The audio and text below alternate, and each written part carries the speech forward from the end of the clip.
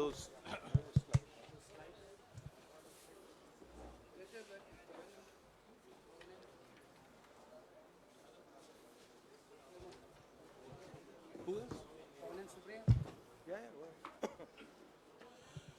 नमस्कार साथियों, इस विशेष प्रेस वार्ता में आप सभी का स्वागत है।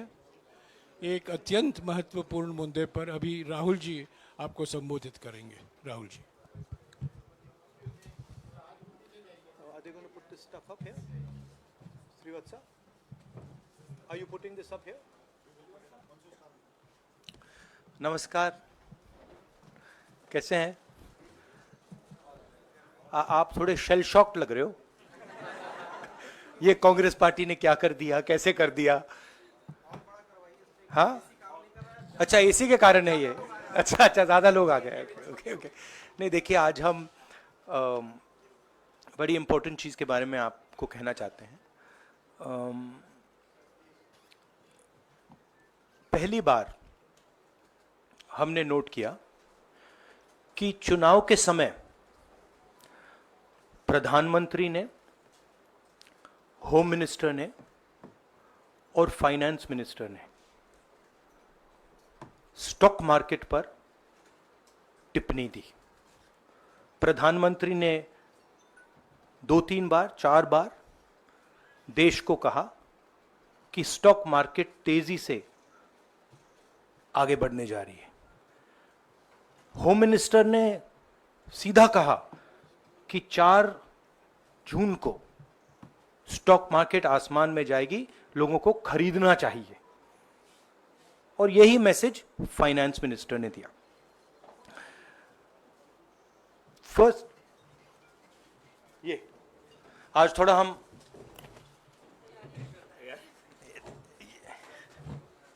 तो ये क्रोनोलॉजी है। अमित शाह कहते हैं बाय शेयर्स बिफोर 4 जून। 19 में नरेंद्र मोदी जी कहते हैं stock market will break records on June 4। फिर 28 मई को रिपीट करते हैं। 1 जून मीडिया झूठे एग्जिट पोल रिलीज करती है।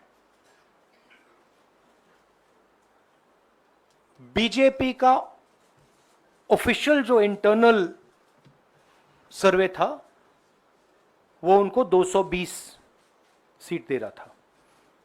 तो ये इंफॉर्मेशन बीजेपी के लीडर्स के पास था। इंटेलिजेंस एजेंसीज ने 200 और 220 के बीच में सरकार को बताया था कि उनकी सीट्स आ रही हैं। 3 जून को स्टॉक मार्केट सारे रिकॉर्ड तोड़ देता है और 4 जून को खटाक से स्टॉक मार्केट अंडरग्राउंड चला जाता है। अगला स्लाइड दिखाइए जरा। ये देखिए, 31 मई massive stock activity, more than double what was there on 30th, more than double what was there on 29, 28। ये अनोमली देखिए। ये कौन लोग हैं? ये वो लोग हैं जो जानते हैं कि कोई ना कोई घपला हो रहा है। हजारों करोड़ रुपए यहां पे इन्वेस्ट हुए हैं, फॉरेन इन्वेस्टर्स ने इन्वेस्ट किए हैं। और उसके बाद 30 लाख करोड़ रुपए का लॉस होता है। किसका लॉस होता है? रिटेल इन्वेस्टर्स का लॉस होता है। तो ये जो आप देख रहे हैं, हिंदुस्तान की स्टॉक मार्केट की हिस्ट्री का सबसे बड़ा स्कैम है। और इसके बारे में हम कुछ सवाल पूछना चाहते हैं। पहला सवाल, why did PM and HM give specific investment advice to the 5 crore families investing in the stock market? Is it their job to give investment advice? Second, why both interviews were given to the same media house owned by the same business group, which is also under SEBI investigation for manipulating stock market.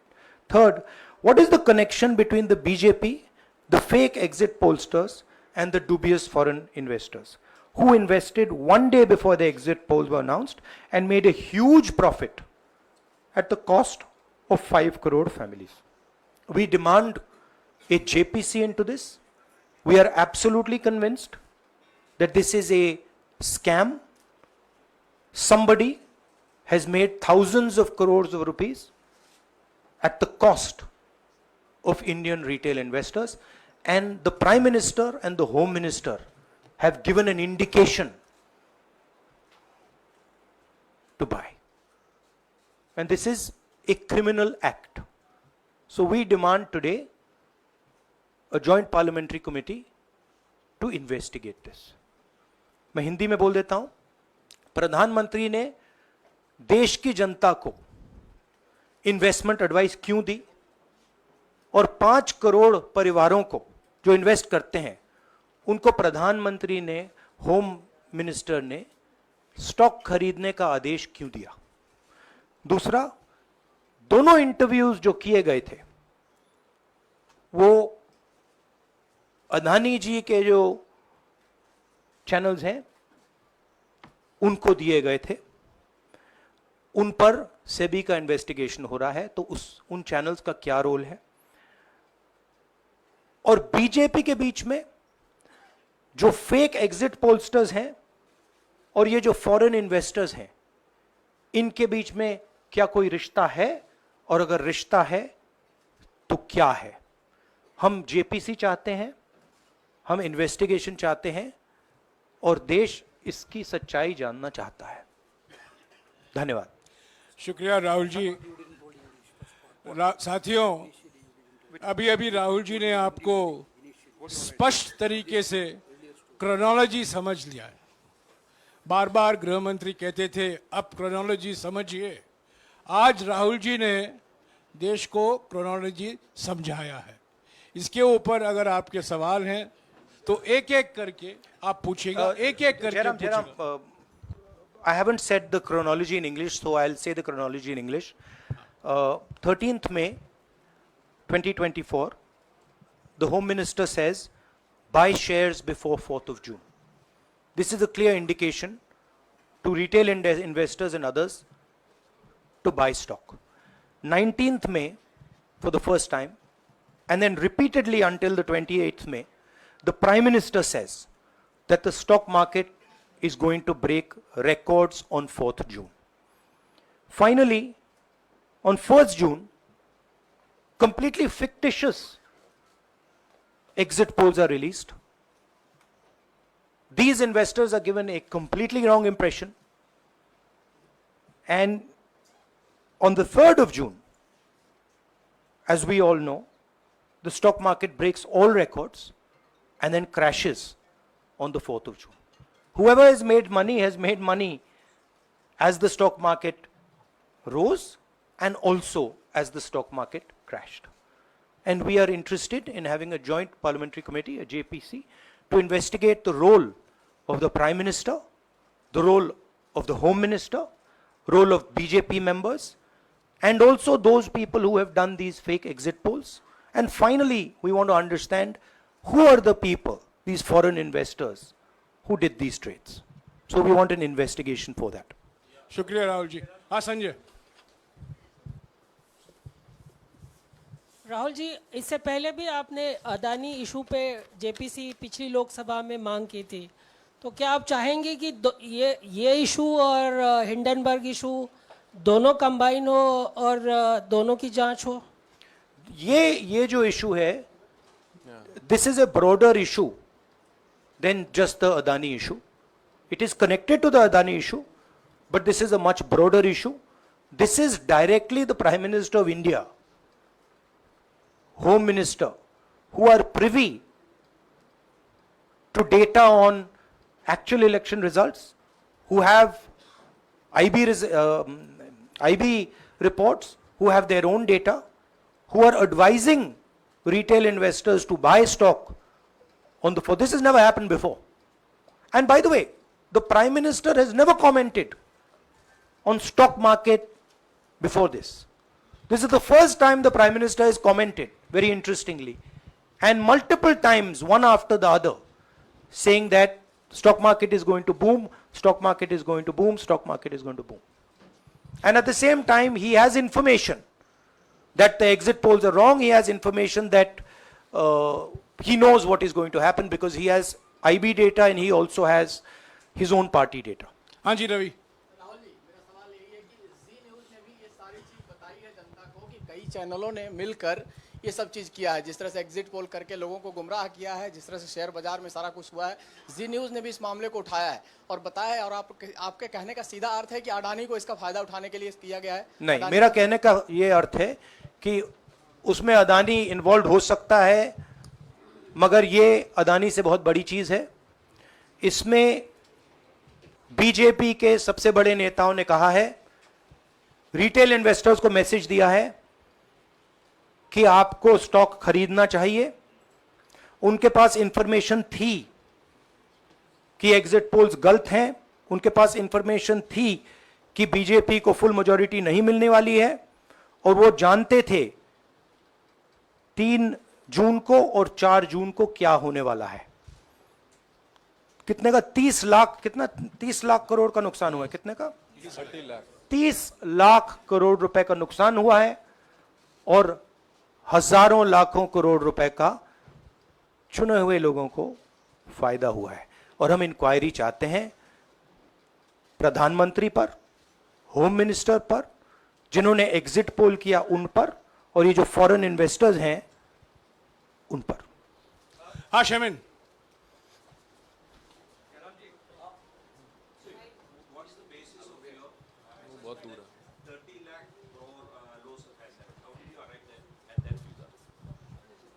Do you want to explain? This is based on the value, market value of all the companies the day before the results came, and the market value of the stock market of all the companies at the end of the day on results. हाँ संजीव, एक minute Sanjeev. Rahul ji, you've talked about, are you alleging the involvement of the Prime Minister and the Home Minister? Yes. And whose money is it? Yes, Are you that, saying that it is what I their am money? saying. I am saying that people very high up in the BJP have carried out this scam.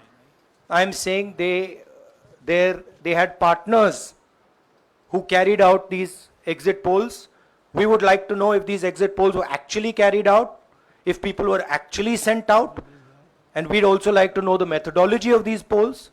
We'd like to understand who these investors are. We have some sense of who these investors are. So we are not just speaking out of the air.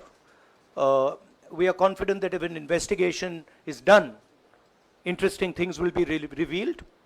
And we think the Prime Minister and Home Minister are directly involved in this. हाँ सिद्धार्थ।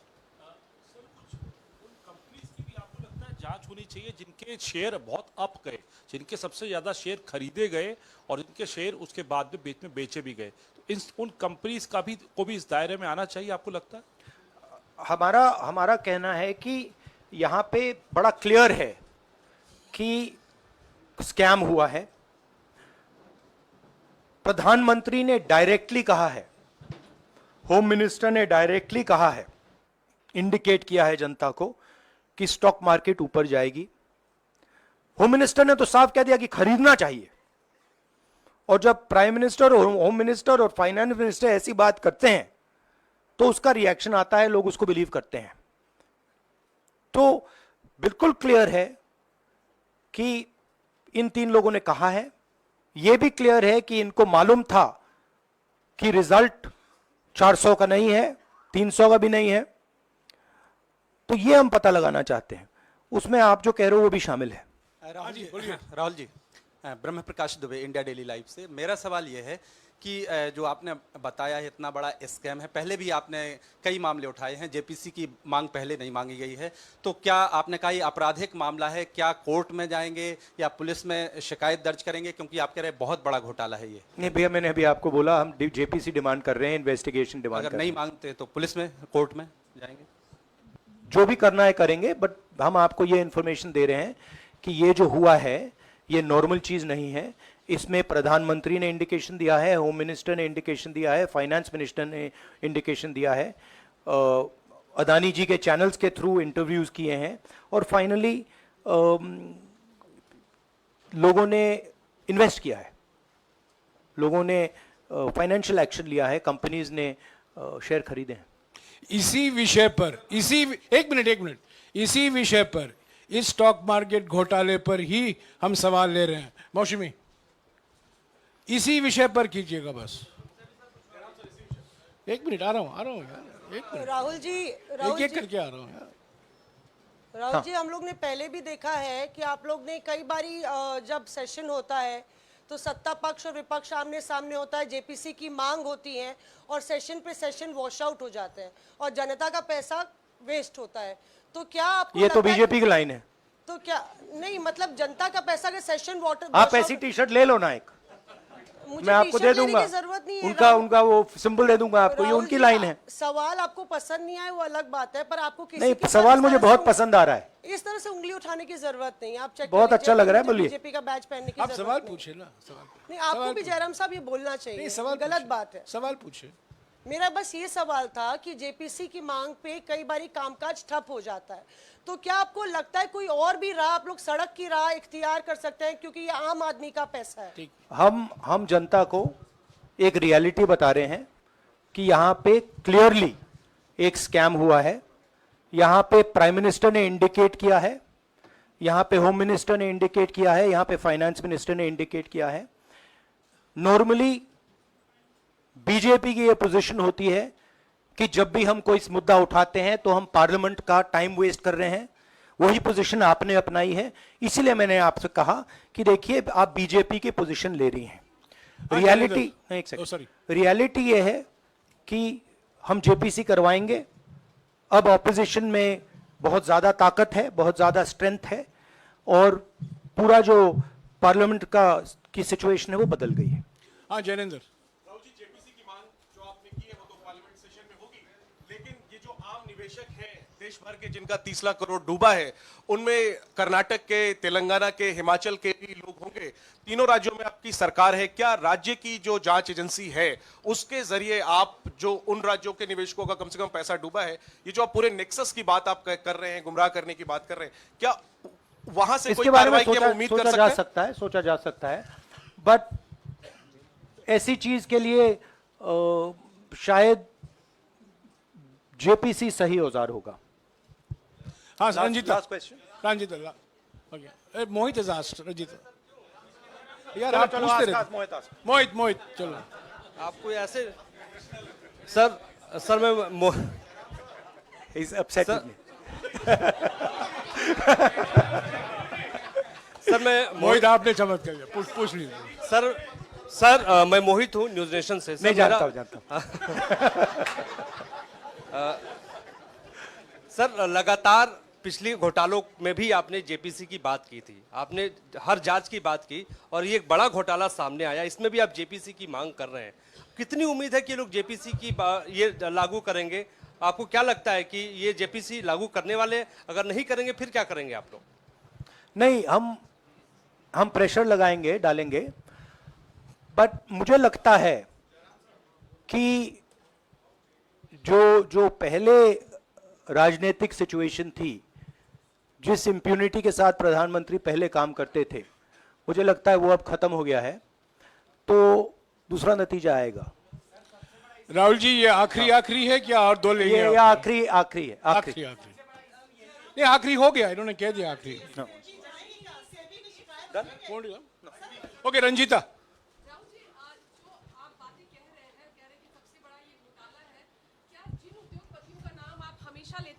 चुनावी जो रैलियां रही हैं उसमें भी और उसके बाद भी, क्या आप कहना चाहते हैं कि सरकार ने मदद की है उन उद्योगपतियों को और अमीर बनाने में?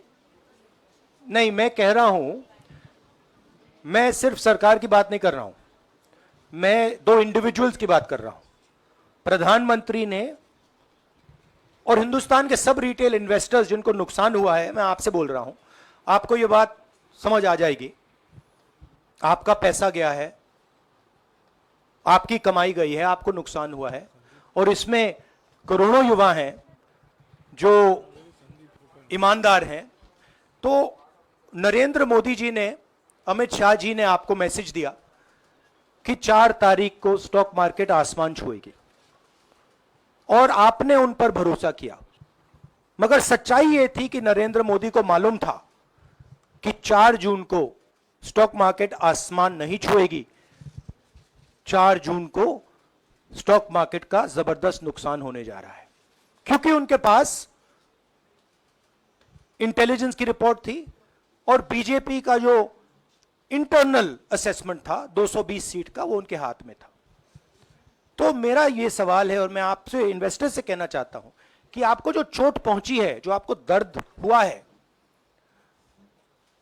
वो चोट नरेंद्र मोदी जी और अमित शाह के बयान ने आपको पहुंचाई है। और हजारों करोड़ रुपए किसी ना किसी ने चोरी की है, वो आपके जेब से गए हैं, रिटेल इन्वेस्टर्स के जेब से गए हैं। तो मैं चाहता हूं, आपके लिए बोल रहा हूं, मैं आपके लिए बोल रहा हूं कि इन्वेस्टिगेशन होना चाहिए, पता लगाना चाहिए कि प्रधानमंत्री जी ने, होम मिनिस्टर ने आपको यह गलत इंफॉर्मेशन क्यों दी, और ये कौन लोग हैं, इन्वेस्टर्स जो हैं, फॉरेन इन्वेस्टर्स हैं, जिन्होंने इस दिन फायदा उठाया। ये देखिए ग्राफ है, ये रेड चार्ट जो है, इसको देख लीजिए। ये नॉर्मल ट्रेडिंग है, ये नॉर्मल ट्रेडिंग है, ये ग्रे वाली नॉर्मल ट्रेडिंग है, और ये जो ट्रेडिंग है ये अबनॉर्मल ट्रेडिंग है, ये 2-3 गुना है, और फिर ये हुआ है नुकसान। तो ये नरेंद्र मोदी जी और अमित शाह से मैं पूछ रहा हूं कि आप में इसमें आपका क्या रोल था, और रिटेल इन्वेस्टर्स के लिए पूछ रहा हूं, आपकी मदद के लिए, आपकी मदद करने के लिए पूछ रहा हूं, और इन्वेस्टिगेशन होगा तो आपके लिए होगा। धन्यवाद, शुक्रिया। Thank you.